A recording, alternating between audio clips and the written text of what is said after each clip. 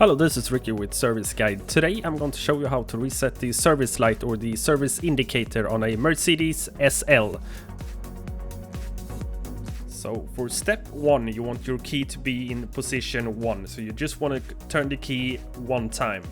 Don't turn the ignition on. Then you want to press and hold the OK button on the left side of the steering wheel, then the phone button on the right side of the steering wheel for about 3 seconds, or until the vehicle data menu shows up in the display.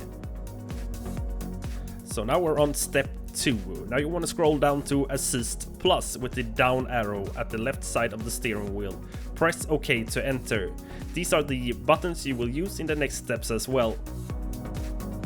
Now for the third step, it may ask you to turn on the ignition. If it does, turn the ignition one time, but don't start the car.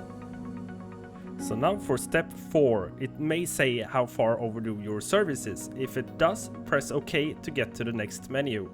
Then in the next menu, scroll down to Full Service and press OK.